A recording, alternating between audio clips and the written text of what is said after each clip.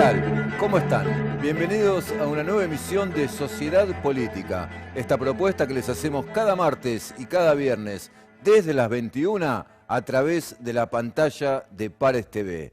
Viernes 6 de septiembre de 2019 está por iniciar la campaña electoral hacia las elecciones generales y el presidente de la Nación y candidato a la reelección se anticipó al inicio con un viaje a Córdoba esta semana en la que volvió a hacer sorprendentes declaraciones.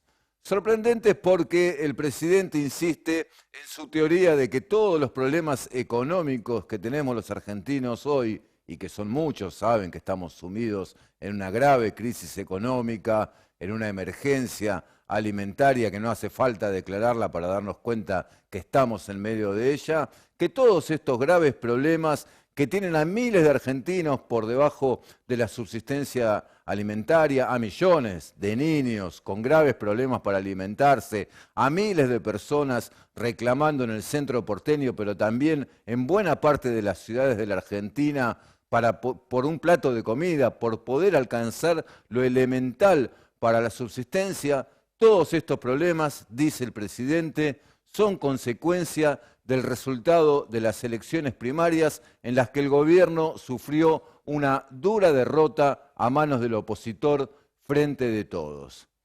Sorprendente que el presidente diga esto como si todo lo que sucedió antes, como si hubiésemos llegado tan bien, en tan buenas condiciones al 11 de agosto y que este paraíso en el que vivíamos se desbarató por obra y gracia del pueblo argentino que no supo entender al ingeniero Mauricio Macri y le votó en contra, le votó al candidato opositor.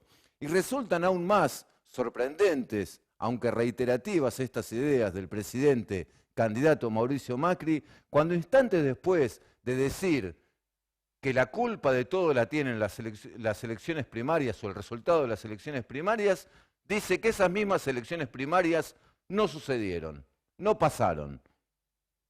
En fin, estamos aquí después de unas elecciones que marcaron el principio del fin de este gobierno y de su proyecto político en lo inmediato, pero que el presidente se da el lujo de descreer. En otras oportunidades ha dicho que fueron una mera encuesta, desconociendo la soberanía del voto popular. Por esto es importante también destacar que no se puede negar lo que pasa con tanta liviandad, que no se puede negar abiertamente el voto de millones y millones de argentinos que el 11 de agosto votaron en contra de este gobierno y en contra de su proyecto económico. No solo por una cuestión de atender a la realidad de los hechos, sino también para ser respetuosos de la soberanía popular, del voto democrático que tanto nos costó conseguir a los argentinos. Es cierto, fueron unas elecciones primarias, no fueron definitorias en cuanto a quién será el próximo presidente de los argentinos, el próximo gobernador o gobernadora de la provincia de Buenos Aires, el próximo intendente o intendenta de Luján, pero representaron la expresión del voto popular, no fueron una mera encuesta. No es que no sucedieron, porque si no hubieran sucedido, el gobierno no estaría hablando en los términos en los que está hablando y aquellos que eran sus amigos no se estarían dando vuelta en el aire como sucede en este momento.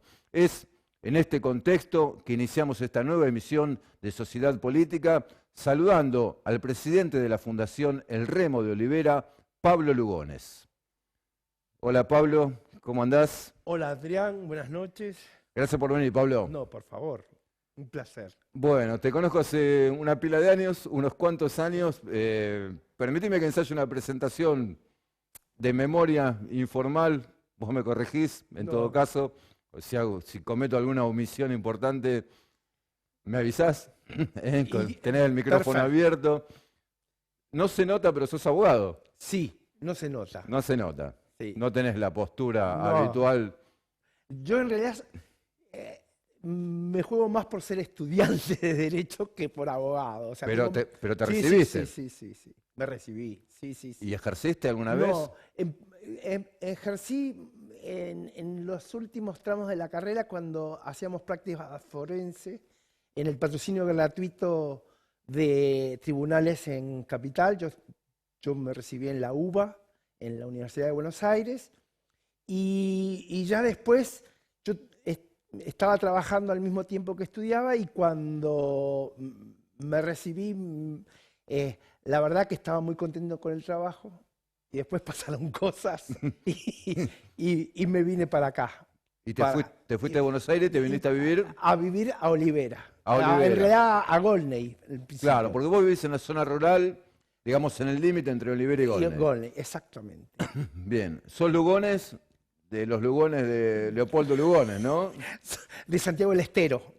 Claro, pero de la rama de los Lugones Leopoldo. O sea, el padre de... Pensé que ibas a decir de los Lugones buenos. No, sí, más o menos, eso. va. Bueno, eso es justamente.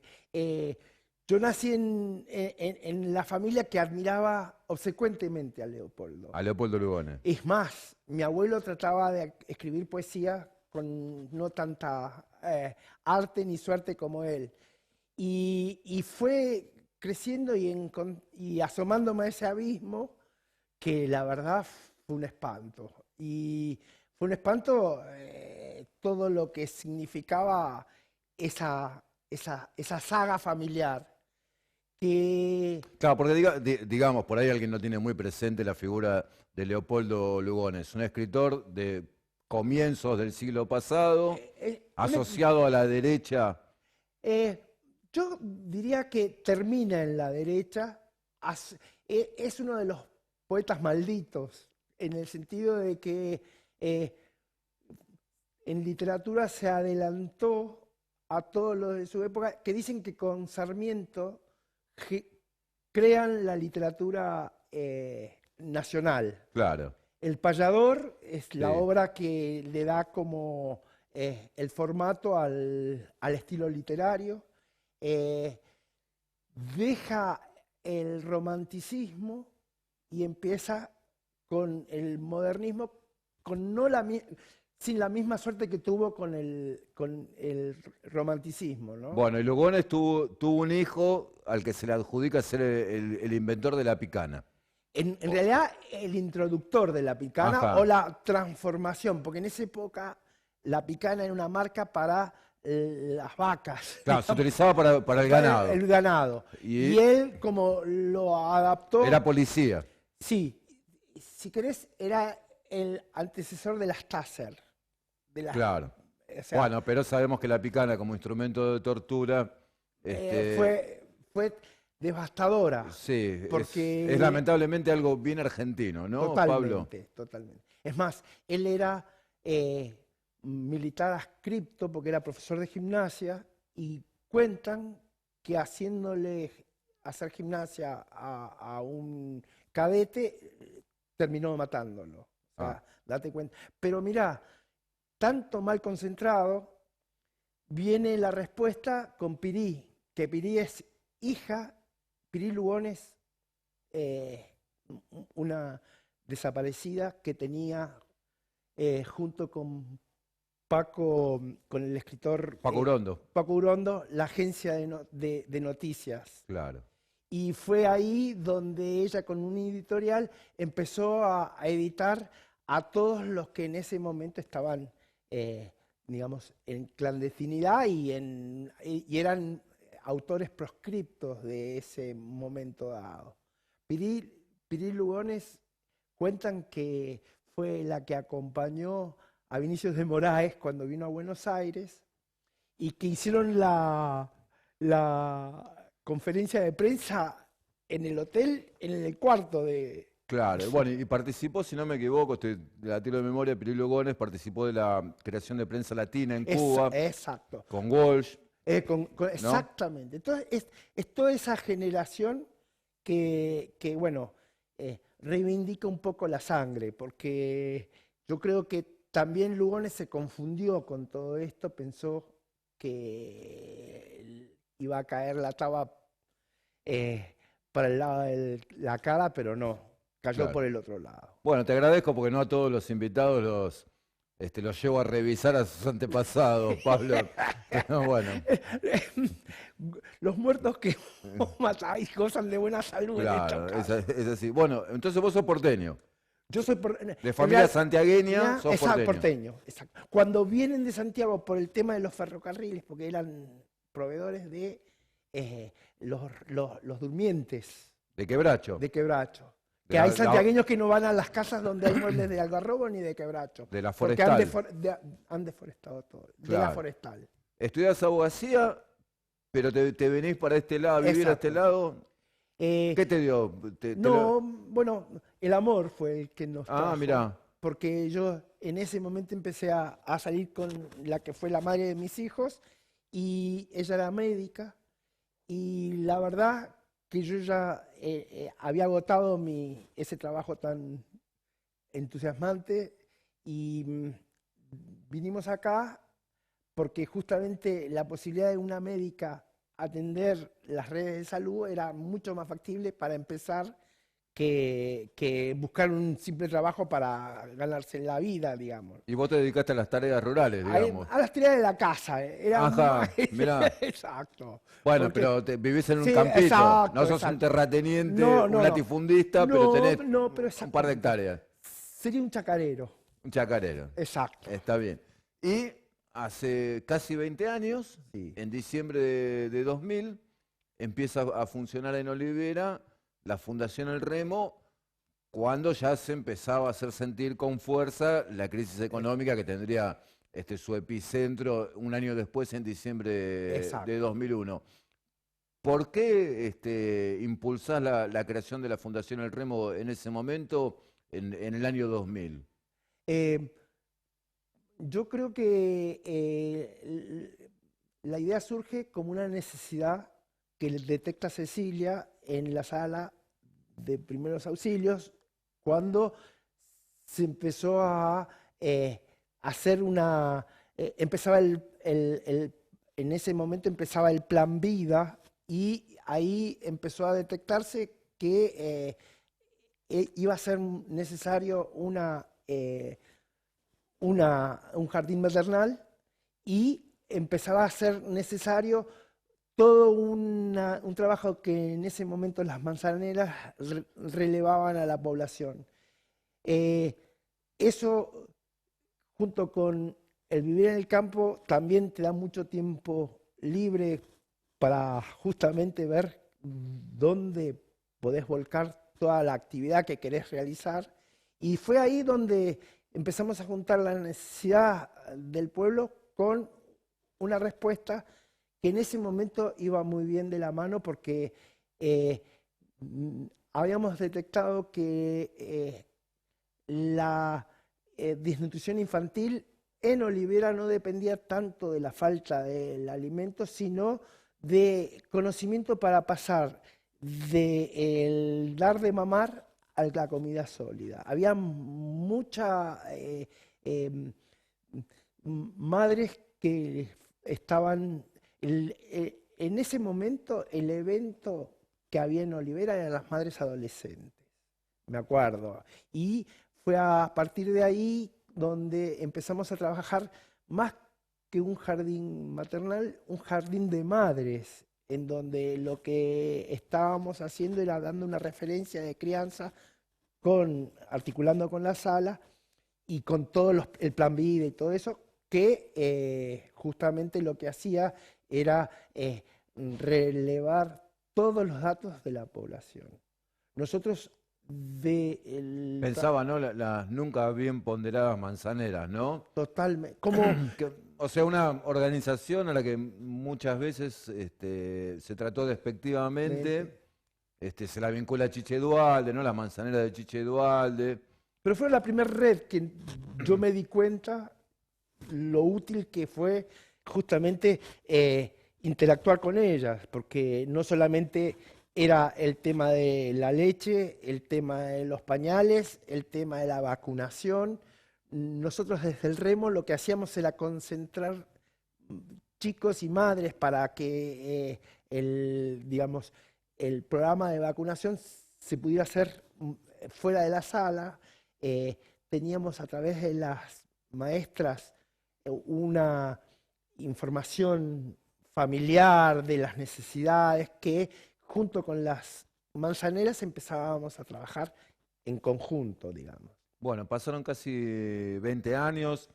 La Fundación El Remo pasó por diferentes etapas en cuanto a las actividades, ¿no? Sí. que se ofrecen desde allí. Una cuestión que tiene que ver con el remo, que me parece que es ineludible, que tenemos que hacer una referencia, Pablo, es que el remo es el sitio, o ha resultado en las grandes inundaciones que sufrió Luján y Olivera también, bueno, una referencia, un punto clave, un centro de evacuados importante para los vecinos de la localidad. Y bueno, ojalá no volvamos a tener grandes inundaciones, pero no estamos libres de eso. ¿Cómo es que se constituyó esta posibilidad de que el remo funcione de esta manera? Bueno, ¿y cómo ves vos esta cuestión de las inundaciones?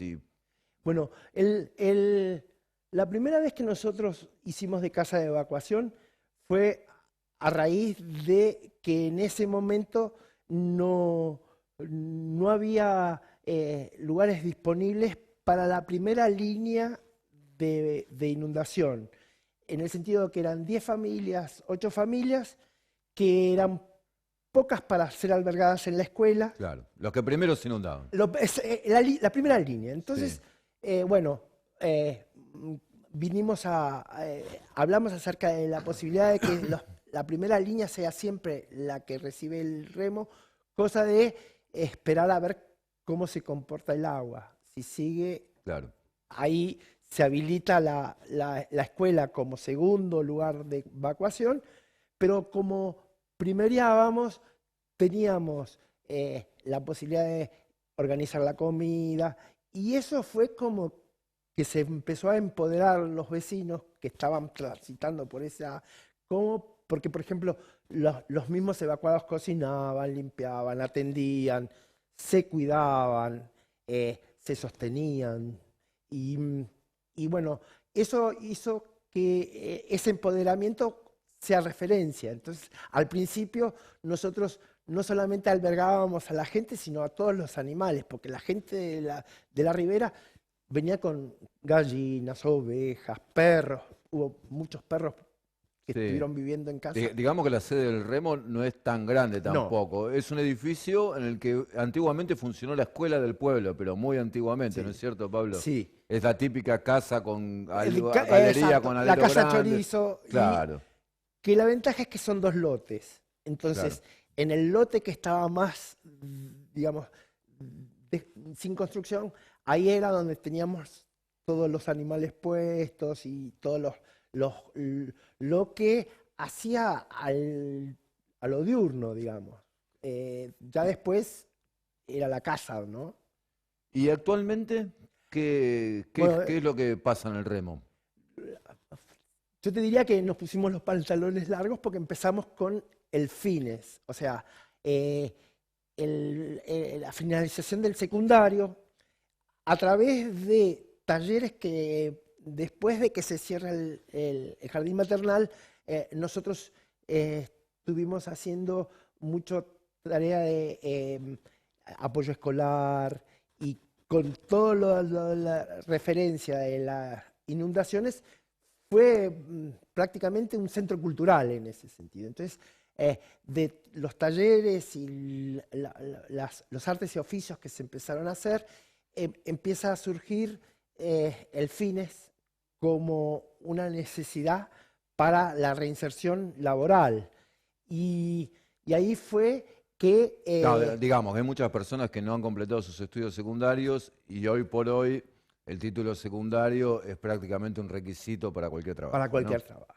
Y el secundario para adultos se le dificultaba por la cantidad de horas que se pasaban ahí, y que hay gente que en el secundario para adultos tiene un tiempo suficiente, digamos, un tiempo necesario como para ingresar. Pero ya después, cuando uno ya viene muy veterano, reinsertarse a una escolaridad, me parece que fue un hallazgo el hacerlo tan ágil como para que la gente que tiene necesidad de conseguir trabajo, 45, ponele 40 años, que era lo más, al principio lo que nosotros notábamos que teníamos que ir a apuntar a eso.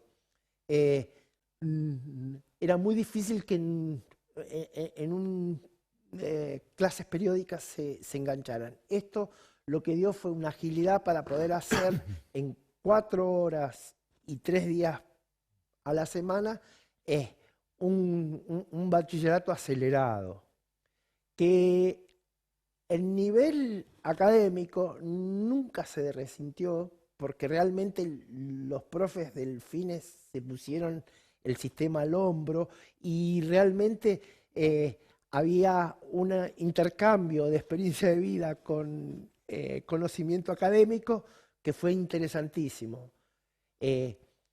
Para darte un ejemplo, por ejemplo, el tema de los turnos rotativos para la gente que ya tenía trabajo y tenía que trabajar en fábricas se suplantaba con monografías y eso se discutía y se conversaba.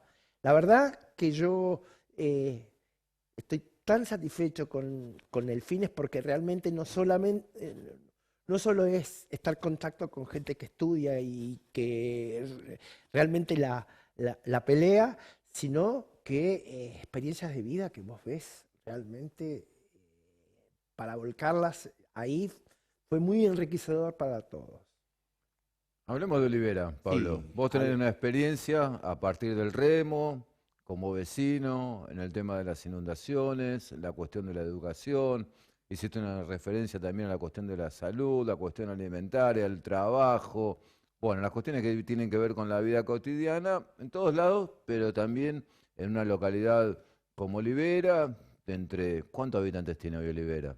Yo creo que 3.200, 3.000, en 3.200 y 3.800, no estoy al tanto Bueno, pero más o menos que es... ha crecido mucho en los últimos 10 años, Sí. digamos, poblacionalmente. ¿Cómo está el pueblo? ¿Cómo lo ves vos en este momento a la localidad en la que vos te desarrollás cotidianamente y tenés una participación social importante? Bueno, todavía es,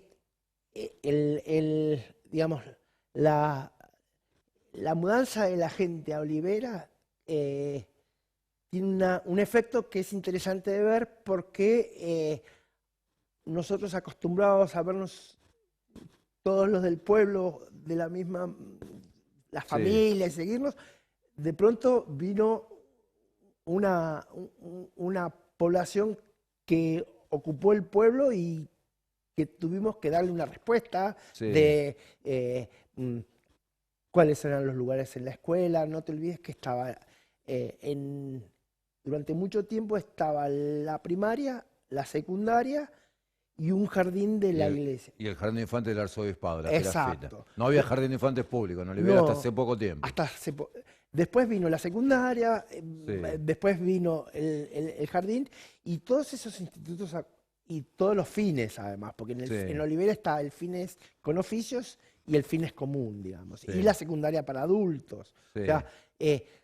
eso yo creo que yo, porque por ahí estoy muy focalizado en la En la educación, educación. pero eso nos dio a nosotros una amplitud de criterios y un enriquecimiento con todo lo que venía de afuera que hizo un muy interesante devolución de los alumnos a los profes y a Sí. todos los que no estábamos tan acostumbrados a ver tanta gente en Olivera. Eso por un lado. Después, yo veo que ese crecimiento no fue acompañado por calles asfaltadas, por veredas. Eh, Todavía nosotros eh, padecemos las lluvias y el anegamiento, que no es inundación, pero que hace que la gente también tenga que salir de su casa y venir al remo como casa de evacuados. Eh, y yo diría que está faltando trabajo formal de las empresas que rodean a Olivera y un vínculo que haya de eso, un compromiso que haya de eso, en donde que contraten a los vecinos de Olivera. Después nosotros vimos que Luján tiene un proyecto de código de ordenamiento urbano donde no contemplan barrios obreros. Eso en su momento se discutió como que se reemplazaba con transporte, pero nosotros acabamos de sufrir el peligro de quedarnos sin transporte de colectivos. Entonces eso tampoco es una solución. Si querés, fue enmendado con parches eso, porque nos habilitan Olivera hasta Gone y hasta vaya a saber cuándo. No sé cómo está esa... Lo resumo porque nos vamos, Pablo, se nos fue el bloque. Educativamente se creció un poco la estructura, pero no hay infraestructura vial, de calles. Y ojo, que las escuelas, en las elecciones, los baños eran un desastre. Pese a todos los reclamos que hace la directora a infraestructura, que me consta, el día de las elecciones era un desastre en los baños. Claro, falta también ahí. Falta. Pablo Lugones, presidente de la Fundación El Remo de Olivera, gracias por venir a Sociedad Por favor, Política. gracias a vos por invitarme. En el próximo bloque, en 2 minutos nada más, Gastón Fernández, primer candidato a concejal del Frente de Izquierda y los Trabajadores Unidad, dirigente del Partido Obrero.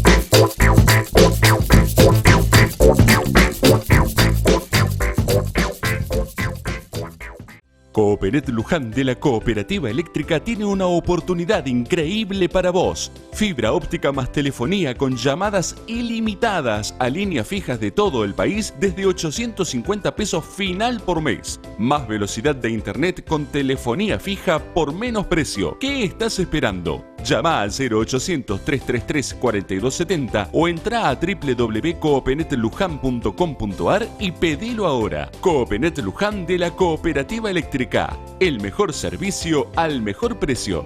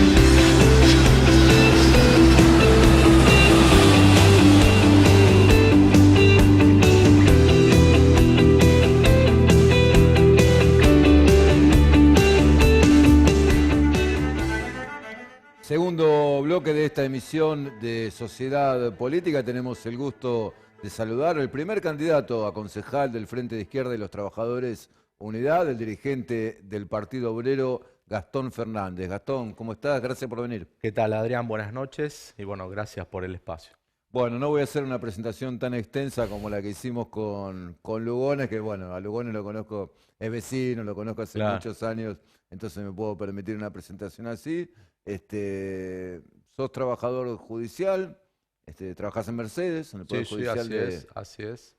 Tenés una militancia sindical también. También, sí, como delegado y y bueno, después todo lo que implica la militancia política acá en Luján, ¿no es cierto? Claro, pero, sí. Claro, Pero el otro aspecto sí es. ¿Estás hace muchos años en el Partido Obrero? Y desde el 2003 milito, desde el 2003, sí.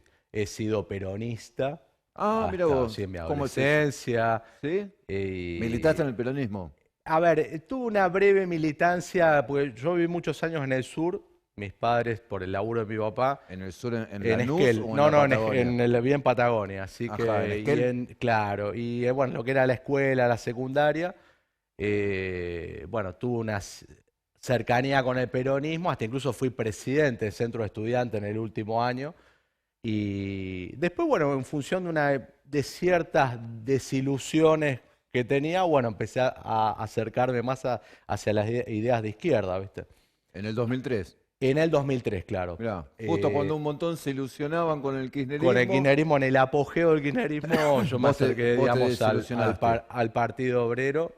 Si bien por ahí eran más o menos 2 años de cierta búsqueda y de tener también los tiempos suficientes, así que bueno, a partir del 2003... milito en el Partido Obrero en un año que era el apogeo del kirchnerismo en algún punto. Bueno, el comienzo, la génesis del kirchnerismo. Pero tenía una cierta expectativa, ilusión, y bueno, en ese caso, bueno, yo empecé, a acercarme al Partido Obrero y bueno, y acá estamos. ¿Y por qué el Partido Obrero? Digo, porque hay otras alternativas dentro de la izquierda. Si bien los partidos de izquierda o de la izquierda trotskista en Argentina están mayoritariamente reunidos en el Frente Izquierda, ¿por qué en el Partido Obrero? Sí, porque de alguna manera me interesaban mucho los análisis, su estructuración en su momento, bueno, que la mantiene, y cierta coherencia y trayectoria. Entonces, en ese caso, por ahí me llamaba más la atención lo que era el Partido Obrero, a pesar de que tenía alguna búsqueda con algunas otras fuerzas de izquierda, pero que nunca me terminaban de convencer, digamos, ¿no? Y en el caso del Partido Obrero, después, bueno, por ahí en las agitaciones que hacían los compañeros, por ahí me acercaba, bueno, algunos ya me empezaba a hacer reuniones y demás, y de a poquito, esto es un proceso, digamos. No es que, bueno, de uno hace un clic, sino que, bueno, de a poco, digamos, fui, digamos, haciendo un proceso y, bueno, en el cual después terminé, digamos, militando en el PO, ¿no es cierto? Bueno, y hoy sos candidato a concejal. Superaron en Luján la instancia proscriptiva, decía la candidata a intendenta Daniela Cooper cuando estuvo invitada en este programa. Alcanzaron el 3% casi en Luján. El 2,4%. 2,4%. Sí. El escrutinio definitivo arrojó más o menos unos 1.600 votos. Casi todas las fuerzas aumentaron un poco respecto a lo que era el escrutinio provisorio. Nos daba 1.500, un poquito más de 1.500. Bueno, el escrutinio definitivo dio 1.600 votos, un 2,4 aproximadamente para el Frente Izquierda. Una particularidad fue la primera elección ejecutiva que pudimos pasar, las PASO en Luján. En el 2015 y en el 2011 no habíamos logrado pasar.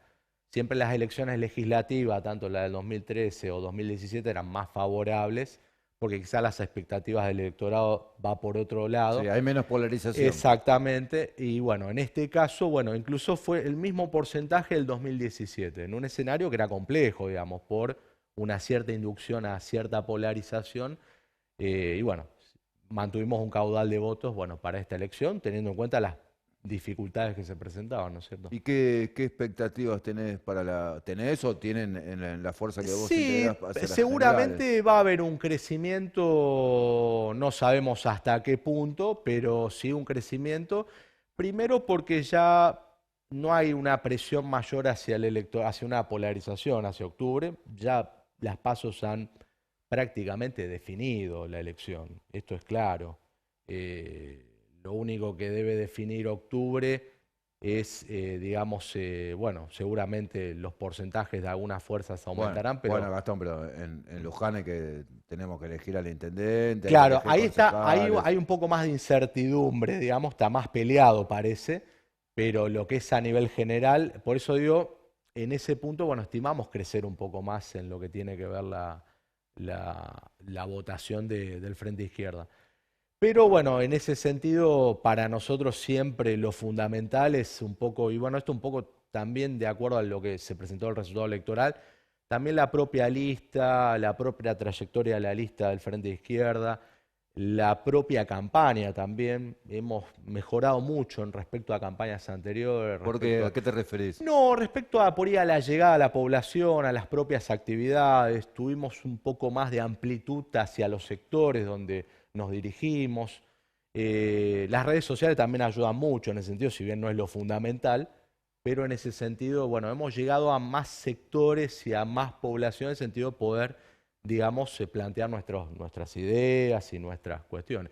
Un acierto importante también fue la propia plataforma que sacamos, bueno, algunas fuerzas sacamos plataformas locales propias, que a veces, muchas veces, a la izquierda siempre tiene esta cuestión de, bueno, por ahí solamente lo nacional, pero por ahí Sí, volcar un poco y bajar. sí, eso lo hablábamos con Daniela Cooper cuando vino, en el sentido de que, bueno, ella planteaba, y es lógico el planteo, de decir, Sí, sí. bueno, esto, si no se resuelve algunas cuestiones a nivel nacional, Obviamente, no se obviamente. van a resolver Sí, sí, sí. a nivel local. Pero bueno, de todos modos, si vos te presentás como candidato a intendente o a concejal de Luján, tenés que tener un planteo local con las especificidades de lo local. Exactamente, Si tuviéramos claro. que sintetizar el mensaje que están planteando desde el Frente de Izquierda, ¿cómo lo podríamos sintetizar? ¿Qué es lo que le están diciendo a los ciudadanos de Luján, a los que le están pidiendo el voto? Claro, yo creo que lo fundamental que somos la única fuerza y en esta elección es muy claro, porque han quedado solo 5 candidatos a intendentes. Sí, Solo 5. Creo que van a ser unas pocas elecciones donde menos candidatos quedan, pero donde la izquierda en este caso es la que se diferencia.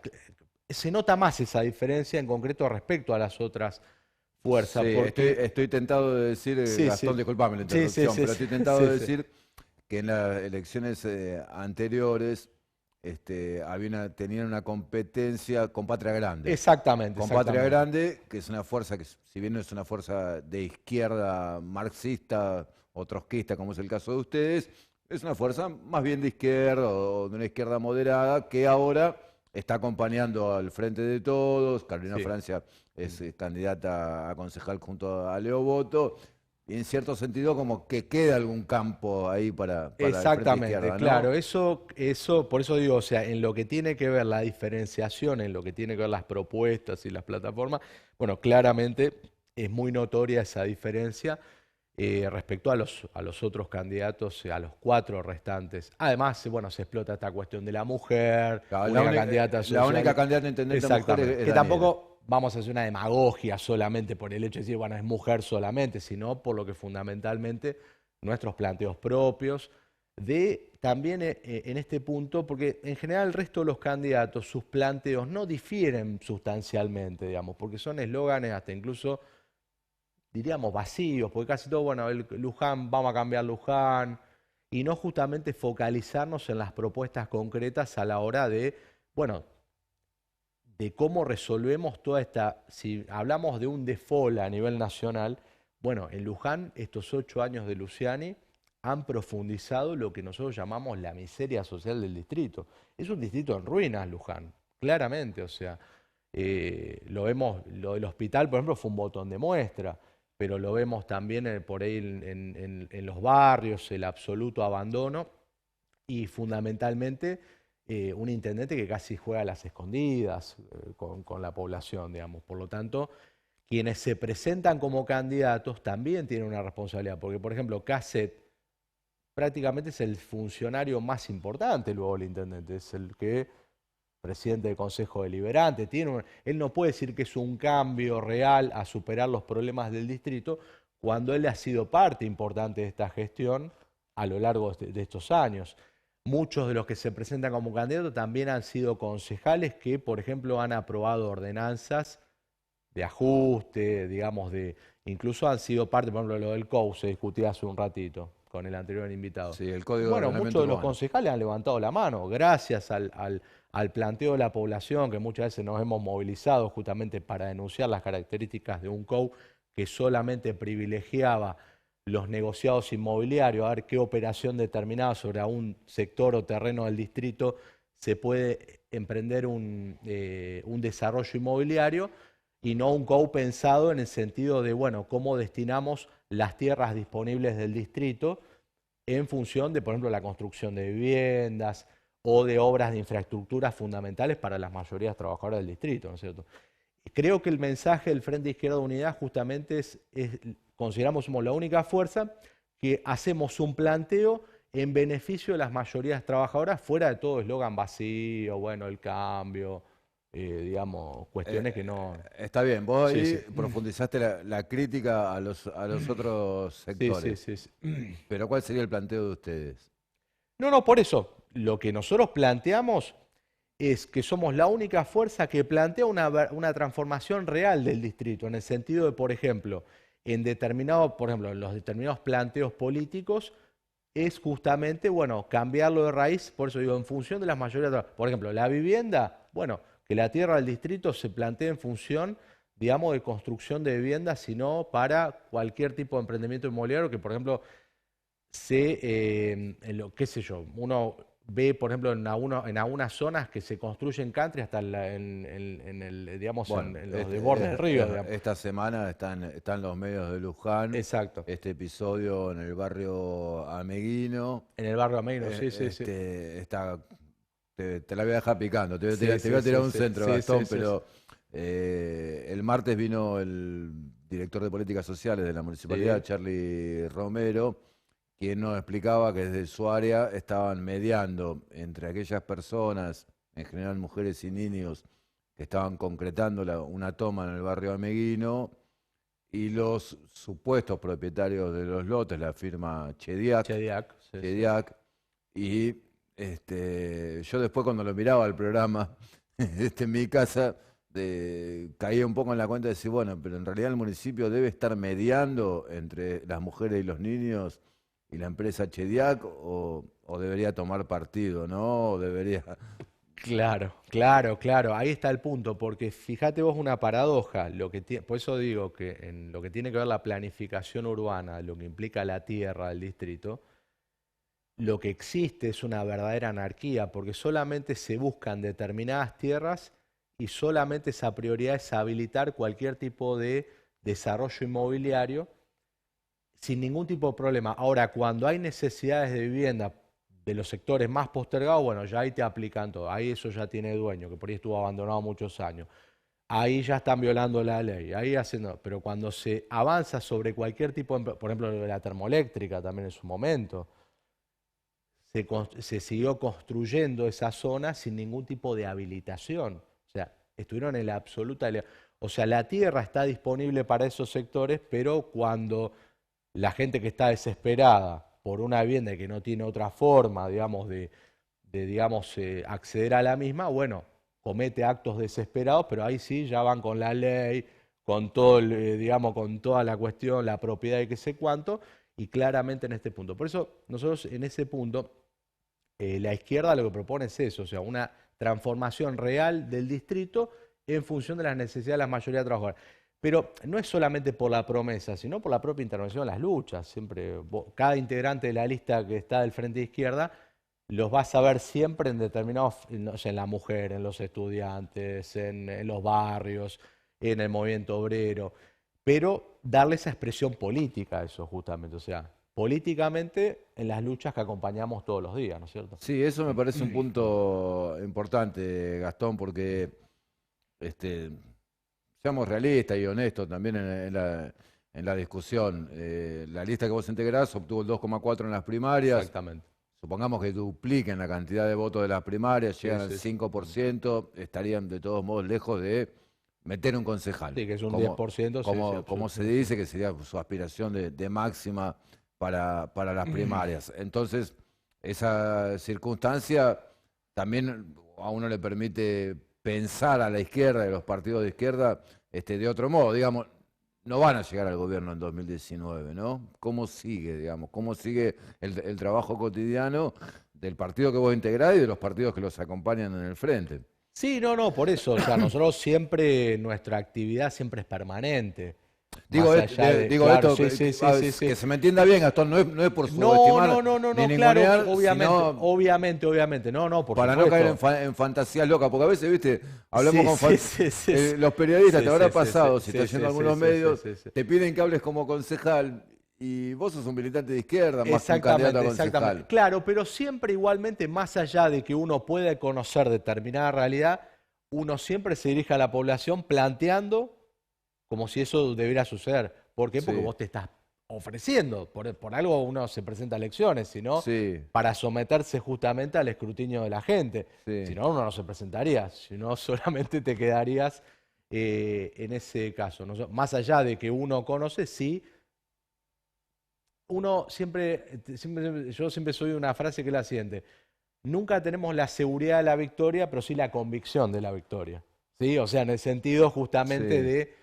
de dirigirnos a la población, digamos, y para llevar justamente nuestros planteos y demás. Pero por supuesto, sí, la actividad cotidiana es permanente en las luchas, porque además ya mismo la propia campaña electoral, esta crisis que vimos a nivel nacional, provincial y local, se expresa constantemente. Porque, digamos, hasta en la propia campaña electoral vos tenés todos los reclamos constantes, o sea, está lo de los barrios, está lo del hospital, o sea, es de manera constante.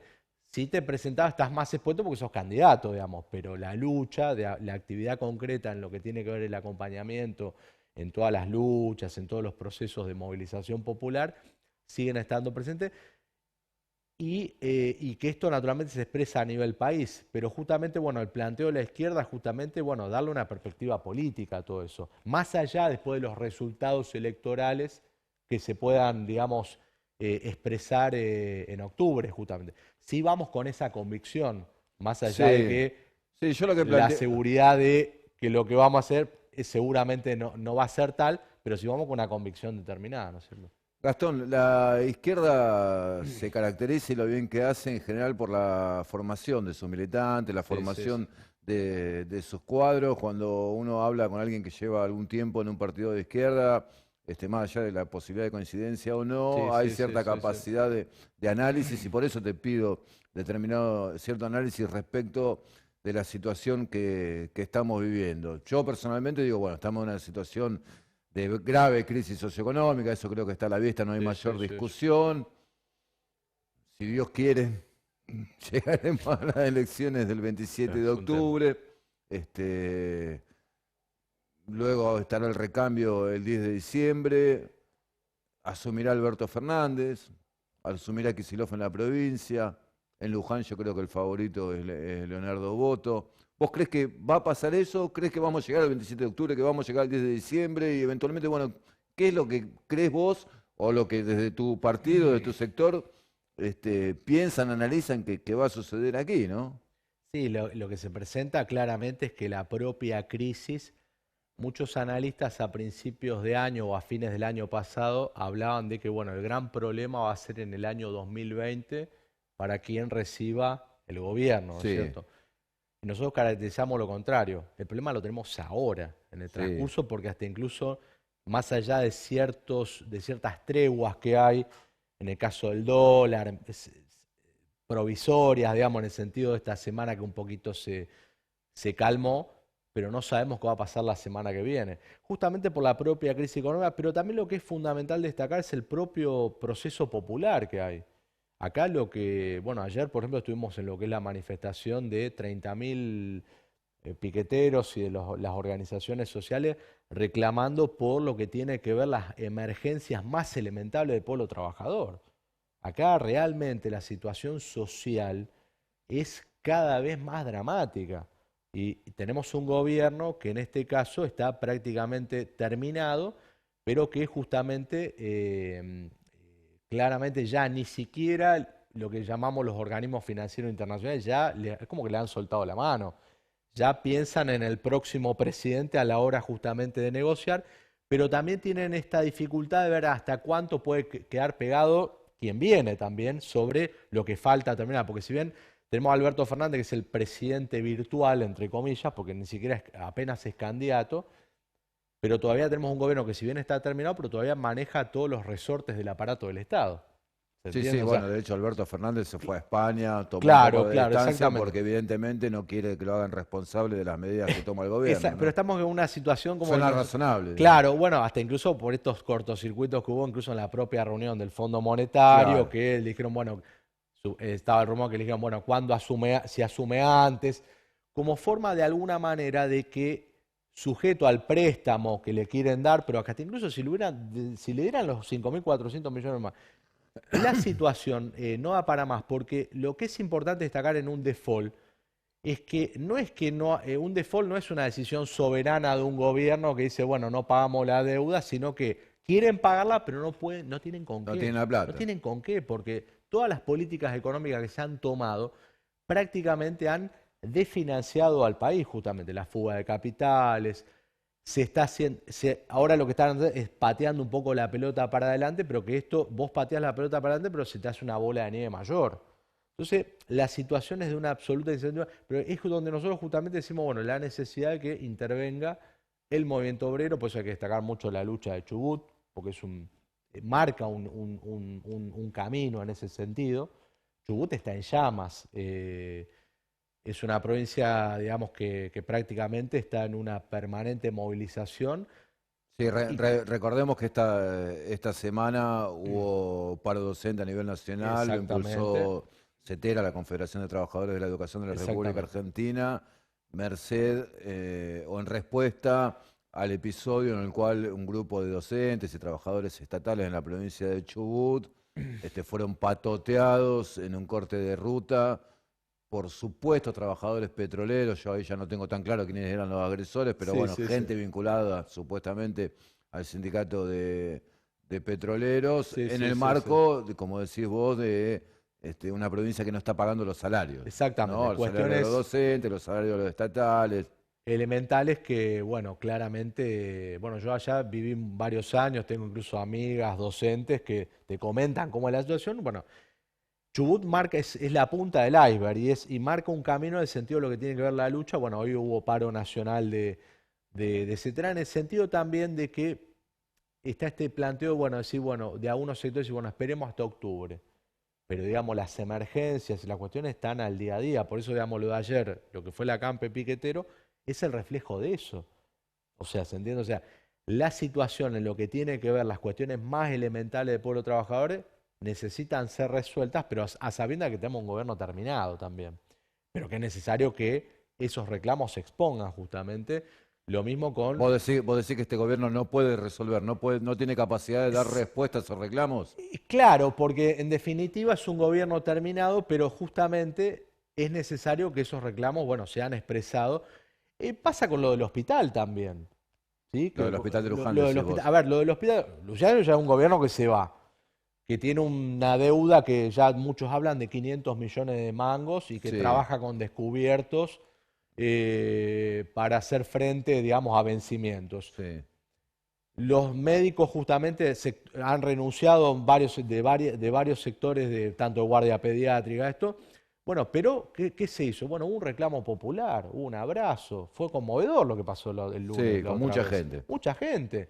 Tuvimos, la verdad, la posibilidad de estar ahí en acompañamiento a los trabajadores. Tuvieron una reunión los médicos, bueno, el intendente se comprometió a pagarles, pero bueno, la necesidad de que justamente de la iniciativa popular, la iniciativa obrera, para justamente, más allá de lo que de alguna manera nosotros podemos decir que son incapaces de resolver, pero bueno, hay que presionar justamente para que larguen algo, por lo menos a sabiendas de que esto es cubrir una emergencia, pero que justamente después hay que ir por las cuestiones de fondo que implica justamente terminar con este ajuste.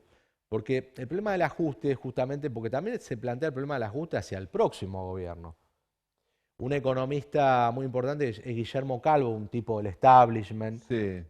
Tuvo unas declaraciones que el tipo fue muy acertado en lo que dijo. El tipo dijo, Macri ya está quemado. Lo mejor que le puede pasar a un país es que el ajuste, porque el tipo hay que aplicar un ajuste porque hay cuestiones pendientes, lo aplica un gobierno con cierta conexión con los sindicatos, con el movimiento popular, porque la tarea que hay que hacer es muy dura. Y Macri no tiene margen para hacerlo. Fue un razonamiento inteligente del tipo. Y esto es lo que se le presenta a Alberto Fernández en este punto. Por eso nosotros denunciamos que justamente los pactos que hay, tanto ya con un gobierno que está terminado, pero también a lo que le quieren aplicar al próximo gobierno en este punto, porque son parte de Lo las quieren decisiones. condicionar, Alberto Fernández. Bueno, pero Después veremos él ha dado a qué presiones cede y a qué presiones no cede, pero ¿no? él ha dado señales muy fuertes. Por ejemplo, él dijo $1 a 60 pesos razonable. Dio una señal en función de la devaluación. Se reunió hace poquito con la mesa de enlace. Vieron que hoy Grabois dijo que quiere hacer una reforma agraria, no sé. Sí. Pero lo dice a sabiendas de que es un gobierno cuyo candidato se reunió hace unos días con la mesa y le dijo, muchachos, lo del pasado terminamos, yo no voy a atacar, digamos, a los grandes, digamos, porque se reunió con los grandes, no se reunió con el pequeño productor, ni con, digamos, un chacarero, digamos, de pocas hectáreas, sino con los grandes representantes del campo, y le dijo, bueno, muchachos, con los que se juntaban algunos sectores de la izquierda en aquel 2009, ¿te acordás, Gastón, no? Sí, bueno. No lo digo por el Partido No, Obrero, bueno, sí, pero bueno, si vos te reunís con ellos, bueno, claramente es porque vos te vas a comprometer a que determinados planteos de ellos, bueno, vos te comprometés a veremos. Veremos. Si llegamos al 27 de octubre, llegamos al 10 de diciembre. Eso hay que seguir, por eso la importancia de la iniciativa del Movimiento Obrero Popular, bueno, los reclamos pendientes, ¿no es cierto? Gastón Fernández, candidato a concejal del Frente de Izquierda de los Trabajadores Unidad, dirigente del Partido Obrero. Gracias por venir a Sociedad Política y gracias por traerme El Cordobazo y el Partido Obrero, una publicación del partido que, bueno, me trajo panfletería, la prensa partidaria, no me trajo las boletas porque no le deben haber llegado todavía. No, Te agradezco, esto siempre lo digo y te lo digo a vos también. Valoro como periodista especialmente el esfuerzo que hacen los partidos de izquierda en sostener su prensa partidaria. Es una tradición los partidos de izquierda en la Argentina, creo que en el mundo, sostener la prensa partidaria y lo bien que hacen. Lo bien que hacen porque además le darán laburo también a algunos compañeros periodistas. En general la prensa de izquierda está bien escrita, está bien diagramada. Uno después puede coincidir o no con los planteos políticos. Pero bueno, es un buen canal de expresión. Gracias por venir. Gracias, Adrián. Nos reencontramos el próximo martes, desde las 21, usted lo sabe. Canal 32 de la televisión digital, que es lo que yo más le sugiero, en HD, sino el 199 de Telered HD o parastv.com.ar, YouTube, lo que a usted le parezca mejor. Hasta el próximo martes.